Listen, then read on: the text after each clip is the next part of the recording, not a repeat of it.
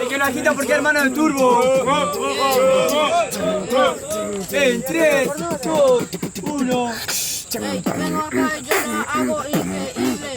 Tu flow para mí que es invisible. No puedo acá, no sos imposible. Sos ajo y tu ajote no me sirve.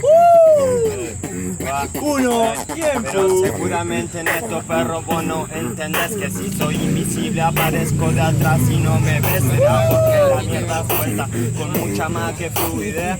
Vayan de largo que total yo ya pasé.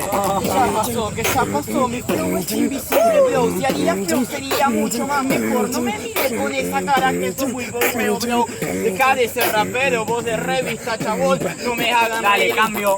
Sí, y lo que decís, guachino, tenés flow. Solamente tenés acote que parece el de flow. Porque no sabes rapear, solamente no tenés flow. Quieres venir acá y no fluye en la improvisación. Dale.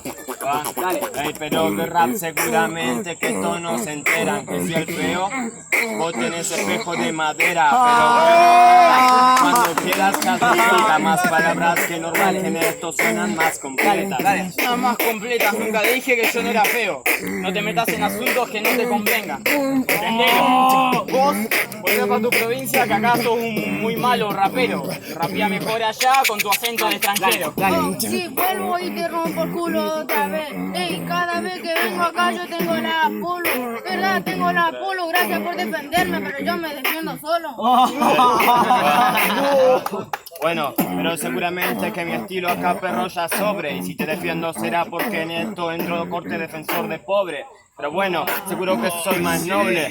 Ey, cuando quieras, perro, este te corre. Que 2 contra 1, acuérdense, Chile e Inglaterra no pudieron contra un argentino solo. Y está bien, entendámoslo.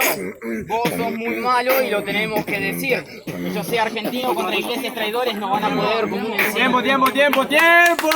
Jurado a la cuenta de 3, 2, 1. Pasa, Mati. Paso, Mirá, Mati. entró de